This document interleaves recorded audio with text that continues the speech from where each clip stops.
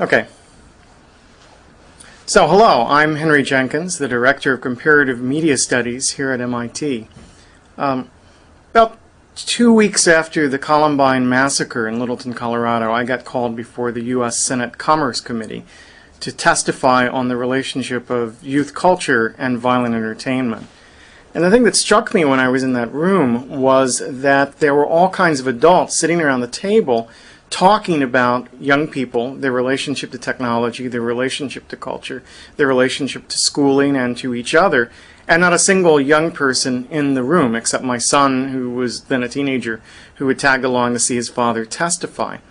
And it struck me that there was a lot missing from the picture that was being given in Washington as they were trying to set policies that would affect education, that would affect the regulation of entertainment, in terms of an understanding of young people's relationship to technology. So I set about on two missions. The first was to visit high schools around the country and talk to young people about their use of digital technology. And the second was to go online and begin to look closely at the websites, chat rooms, internet list that young people were creating so that we had a more vivid picture of what that community was like. Why focus on digital media? Well, because in the wake of Columbine, we entered into a period of moral panic. And moral panic is when you stop asking questions and start assuming you know the answers. Time magazine initiates that in part when, if you look on the week of the shooting, their cover story was "The Monsters Next Door, What Made Them Do It?" And the very next week they provide their own answer, "Growing Up Online." The Washington Post surveyed its readership and discovered that, asked people what they thought were the most significant causes of the shooting. And the top answer, with 82%, was the internet. Something like 60% said that they thought the availability of guns was a significant factor in the Columbine shooting. So more adults were frightened of young people's access to the internet than young people's access to weaponry. And I think that was a chilling comment to me. It's as if no other website existed for teenagers except the website created by Harris and Klebold, the two shooters in that case. Which is significant that a lot got written about those websites, but almost no one saw them because they were removed from public view within a few minutes after the shootings that took place at the high school. So journalists wrote about them as if they'd seen them, and in fact very few of them actually did. Many generalizations got made about those websites, but they weren't tested against any kind of baseline of what youth culture actually looked like. And it's fairly typical of the way journalists have covered the internet. For example, one of the statistics when I talked to people about youth online was a study that was done a year or so ago where they said that 1 out of 4 teenage girls had received an unwelcome sexual advance on the internet. Well, 2 problems with that study. The first was that it didn't bother to establish a baseline of what percentage of teenage girls had received an unwelcome sexual advance in their day-to-day interactions with people. And secondly, it turns out that their definition of unwelcome sexual advance was broad enough to include someone being asked out on a date by someone they didn't want to go out with. So you have to, in fact, it would be surprising if only 1 out of 4 teenage girls had ever been asked on a date by someone they didn't want to go out with, let alone been subjected to sexual harassment or sexual molestation or sexual stalking, which was the level of language that was used mostly in the media in reporting them. So what did I find when I began talking to teenagers and going online? Well, the first thing I saw, when you look at teen websites, they often present themselves as a utopian space that's totally removed from the world of school and the world of home. They're described as a place where people can have their own identities, that they can preserve their dignity and self-respect, that they can express themselves, that they can form communities with other people. And what's interesting is if you look at that utopian rhetoric, it almost always includes hints of a dystopian relationship to schooling. Because if you read one of the websites I like to look at is a site called Palisades.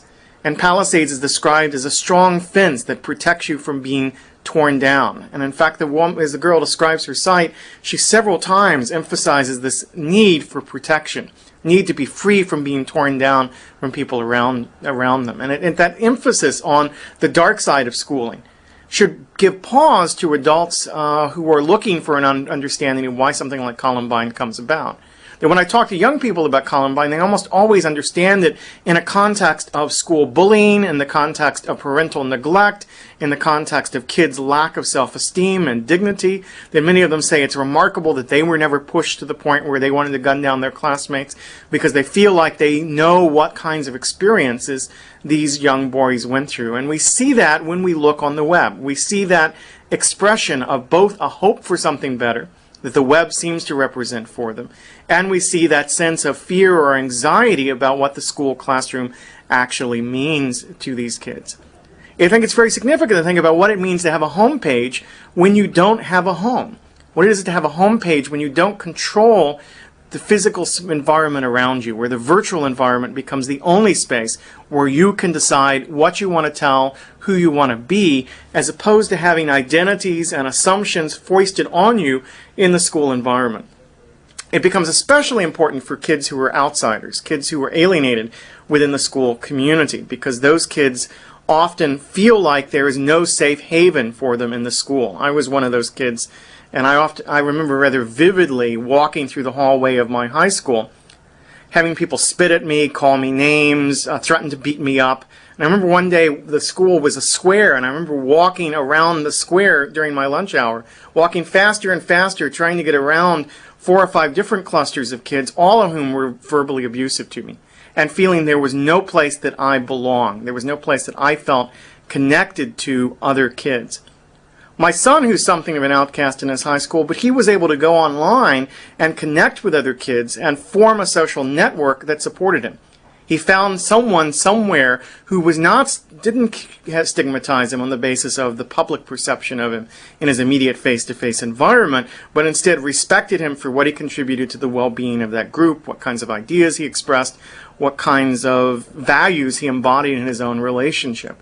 And so his early relationships took place online. They were social relationships, initially friendships, but gradually romantic relationships with teenage girls who he knew intimately, but were in fact living halfway across the country in one case and halfway across the world in another. And that set of social connections seems very, very important. The act of forming, say, a web ring among websites for teenagers becomes a moment of acceptance, of linkage to other kids that I think that becomes central to the social rituals of that generation. Subcultures become particularly important in that context. There's an amazing site that I stumbled across in my research that had a picture of Audrey Hepburn on it. And I was curious to click down and see what teenage girl would put a picture of Audrey Hepburn on her website. And what it said was, I'm a person of mixed racial ancestry. And she rattled off like 8 or 9 different national cultures that were in her family ties. And she said, I don't know what race or nationality I am. I don't know where I belong.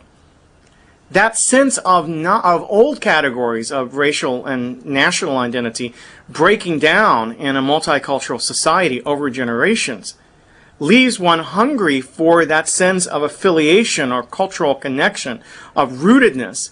But the search becomes for a self-selecting cultural community, something like the goth community, something like the riot girls, something like the skaters or ravers, become communities of affiliation that these young people feel ties to.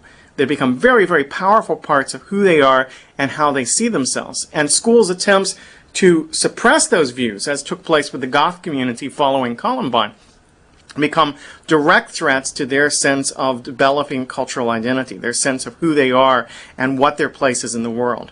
I remember talking at a high school on my lecture tour, and this teenage girl came up to me wearing pastel colors and little pink flip-flops and a little bit of glitter on her cheeks, and she said, I'm a goth.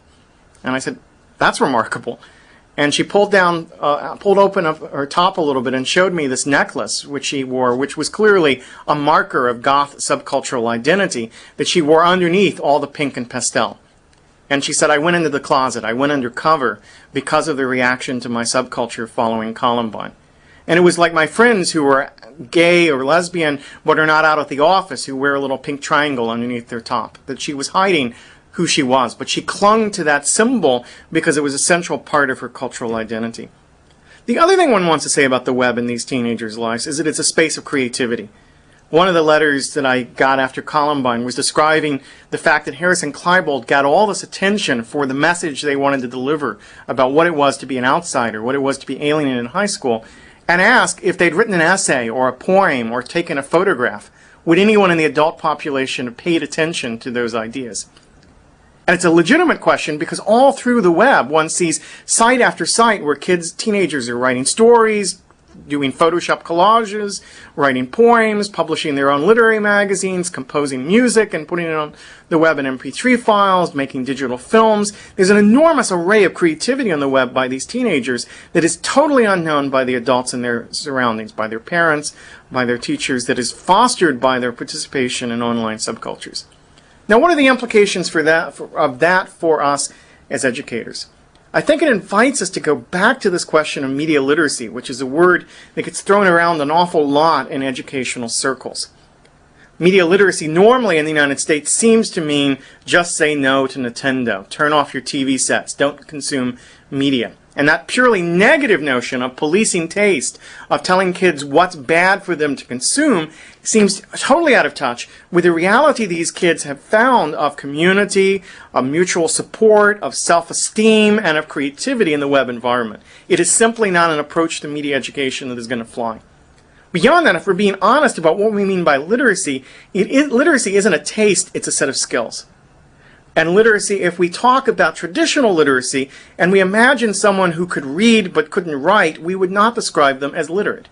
We would not describe them as someone who had the full skills necessary to participate in a society of literacy. So for me, the way you approach media literacy is to begin by empowering teenagers to create, to express themselves, to build on the existing base of subcultural expression or personal expression which is taking place in the web environment, to give them projects which gets them in the frame of mind of thinking about building media. And then through that, have them begin to think more critically about the media in their own environment, the media they consume. If you want to make messages about racial stereotypes or the role of violence or commercialization, the way you do it is not to say this is bad, don't touch it, but rather to say you're making this product, what choices are you going to make about the relationship you have to your consumers, what values are you going to embody in that product, what kinds of role model you're providing for other teenagers through the site that you've constructed. To think through it as an ethical set of choices as media producers, as literate citizens of a digital environment, rather than as simply consumers of a passive traditional media. The other thing I get out of this research is to really think about how we create environments for learning that reflect that utopian dimension of cyberspace that I've described.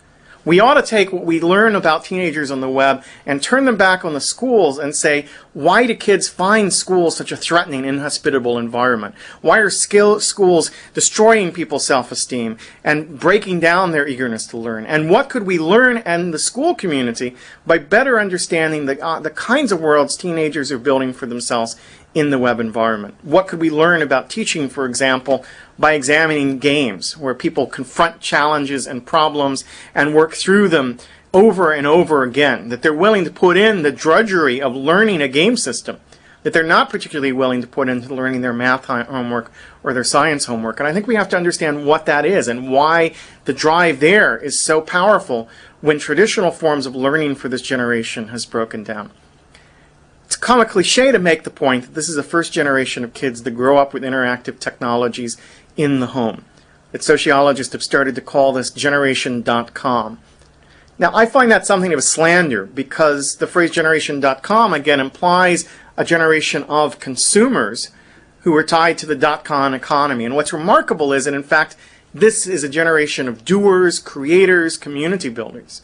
It's much better to think of it as generation.org, especially when you consider that the provisional culture, the culture that teenagers have built for themselves, keeps working and working and working when many of the dot-coms that were attempting to exploit the youth market have folded in the result of the recent market crashes. That whatever the teenagers have built seems to be a sustainable form of culture that lasts, in the case of the goth subculture, 20 plus years at this point. Whereas what we've attempted to build for kids and market to kids seems highly transient and disposable. So if we're really going to understand education and the mission of education for the 21st century, then what we really have to do is develop a much more ethnographic perspective on the kinds of cultures and the kinds of learning and the kinds of community that have emerged in the online world of teens. Thanks.